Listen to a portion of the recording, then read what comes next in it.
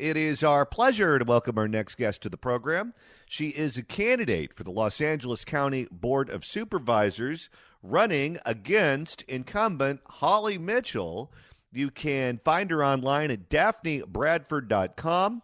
Daphne Bradford, welcome. Hi, how are you? Thank you so much. Well, thank you so much for stopping by, because I think you're in a very interesting race, a race that could really determine the direction of the county. A lot of votes, particularly all through COVID-19 and other contentious issues, have been decided on 3-2 votes, with Holly Mitchell voting to do things like keep the mask mandates on the books for a very long period of time and giving Barbara Ferrer as much power as she wants. They voted to close down Men's Central Jail, those sorts of things. And if elected, you really could be a fresh voice, a fresh perspective to put the county back on the right path and bring us back to good government, law and order, those sorts of things. And there's no bigger issue facing the county of Los Angeles right now than the race for district attorney, where George Gascon, the incumbent district attorney who's running for re-election, has consistently been a voice that has supported criminals and really has not been interested at all in listening to the victims of crime. Recently, there have been 2 cases that have been particularly bad. One where a 13-year-old girl in Harbor City was assaulted by an adult for no apparent reason. The girl was just leaving the bathroom at a McDonald's after she stopped there with friends to get a snack after school and was beaten very badly by an adult. The LAPD took the case. They turned it over to the DA's office, recommending felony child abuse. And the district attorney's office downgraded it to a misdemeanor. And according to the girl's mother, the DA's office won't even take their phone calls. They won't get their side of the story. In another case in Long Beach, there was a woman who was walking down the streets of downtown Long Beach at high noon, where a homeless man who was naked came up from behind her, lifted her skirt up, and pressed himself up against her, knocking her over. That was also regarded as a misdemeanor by the district attorney, and only after intense public pressure did he decide to change it to a felony. Your opponent in this race, Holly Mitchell, is an enthusiastic and vocal supporter of George Gascon in his bid for re-election, and said so much recently at an event in Marina del Rey. Let's listen. If you choose to hold me accountable to Mr. Gascon's work, so be it. Your reaction to her support for George Gascon? That clip alone should let people know that I am a better candidate for L.A. County. I will be the voice for L.A. County, and the victims will have a voice, because her doubling down on the support of George Gascon, who had no regard for the victim in Long Beach and the child in McDonald's. She's telling you who she is. If you vote for Holly, you get what you get.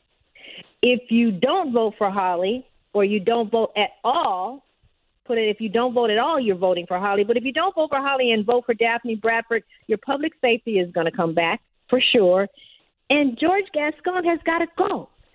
Both of them need to go, because they support each other. And look at our communities. Look at the county. The people are suffering.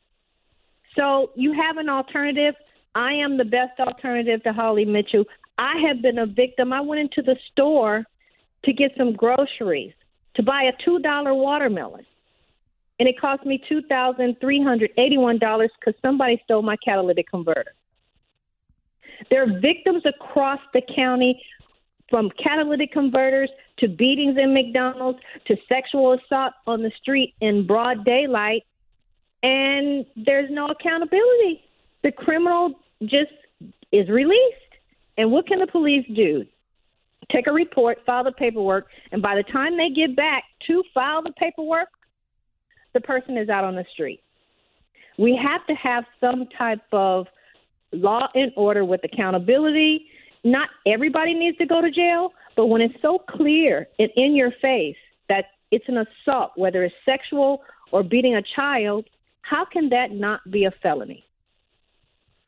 Last week, I spoke with former Senate Majority Leader Gloria Romero, who said that it is absolutely necessary for the female politicians in Southern California to go after George Gascon, specifically for what happened in Long Beach, when that woman was sexually assaulted in broad daylight.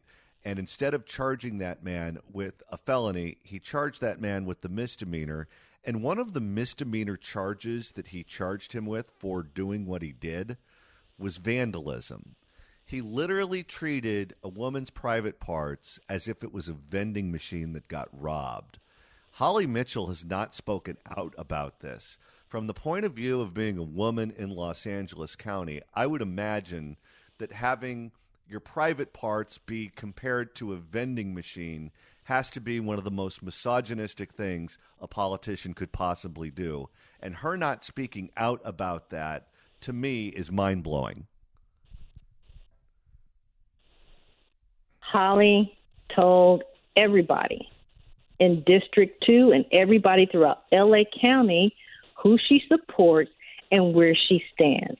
And it's with George Gascon. So the woman had to beg to get the proper representation and charges, and it was through the public outcry that helped her. She did take a stand, and she stood with George Gascon versus this woman. I will stand for every woman victim of any sexual assault when it's blatant and in your face like that. How could you not? Every woman should vote against Holly Mitchell just for that. The woman had to beg George Gascon. Why should we have to beg as women? We're already underrepresented. Now we have the power. Holly Mitchell had the power to stand up for the young lady, and she did nothing.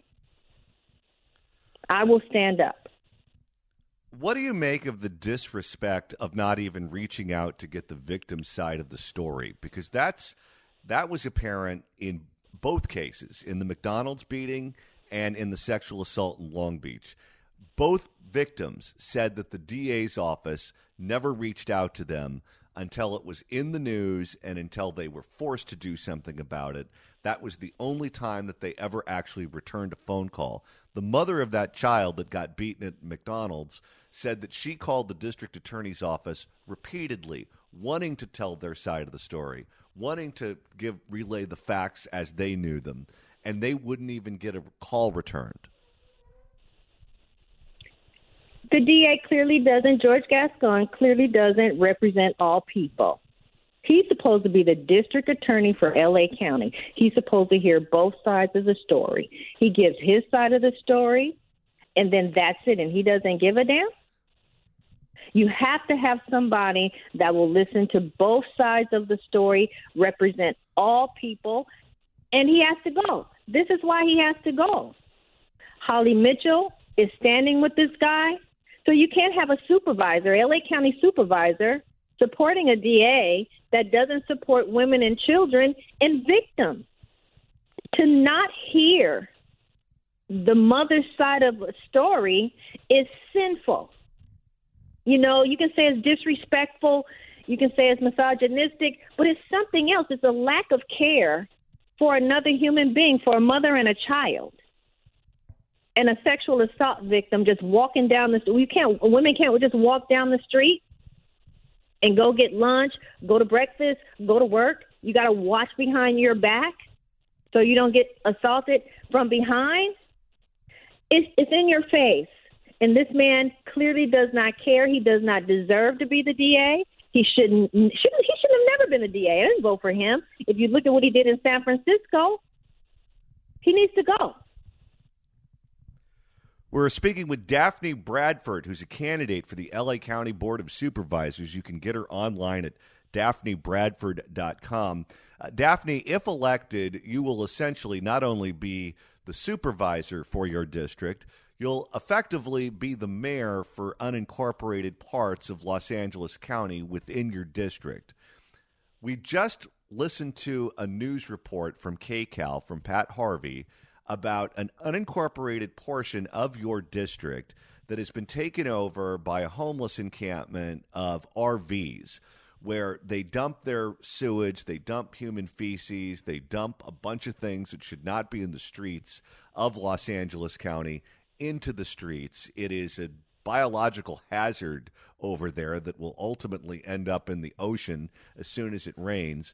The homeowners have been appealing to Supervisor Holly Mitchell to do something about it. She did nothing about it. They finally got so frustrated they went to the news, and only after they went to the news did her office engage in the process at all. And one of the things that she's going to try to do is she's going to try to shift the enforcement duties from uniformed police officers to the Department of Public Works. These are people that don't have training in how to deal with these sorts of situations. They certainly don't have the ability to arrest anyone if they come across illegal activity, or to have cars impounded if they're not registered or they're parked illegally, whatever the case may be. She wants to give that very important job to people who are essentially lambs being led to the slaughter. What do you make of that decision and her inability to clean up these encampments consistently in the unincorporated parts of the district? First of all, to take that responsibility from law enforcement and give it over to Public Works, I mean, it's a public safety disaster. It's dangerous. We have been going back and forth. I live in unincorporated Ladera Heights, and we have an encampment that we've been trying to get rid of for maybe 5 years. And so I understand what others are going through, and you have to work with the city, the county, the Department of Public Works, and all of this, and the Department of Transportation. But you have to have law enforcement when they find the drugs, they find guns, they find all kind of things. You can't put that responsibility on to somebody else. Somebody's going to get hurt. Somebody's going to get killed. And that blood will be on the hands of L.A. County and the supervisor. It's ridiculous. But there has to be a collective partnership between law enforcement, the county supervisors, all of them, the county supervisor and all of the city, because the homeless and the RV encampment situation is so out of control. It's unbelievable what you have to go through to get an RV removed. So I think the power of the county, especially in District 2, I'm quite sure there's more that could be done that we don't know about, because they don't never tell the constituents and the residents everything of what it takes. We've been kept in the dark about a lot of stuff. One thing that I just recently worked on that would have been a public safety disaster for everybody is this idea and concept to provide $2 million to tear down the Marina Del Rey freeway to do a feasibility study. That's an absolute public safety disaster. And so you just have to talk to the constituents. They're making these decisions without letting residents know. So one of the first things that I will be working on, that top two, is that RV encampment removal, because we're dealing with it right now. We're trying to get RVs removed in unincorporated areas of the county. And where I live in Ladera Heights, it's a nightmare. So whatever red tape there is, they say there's not a lot of room to transfer the RVs to an LAPD garage. They have to clear them out. We have to come up with alternative decisions, alternative places that we can use to get these RVs off the street. But bigger than that, time you move an RV encampment, more RVs try to come in and move right where you just cleaned up. That shouldn't be allowed.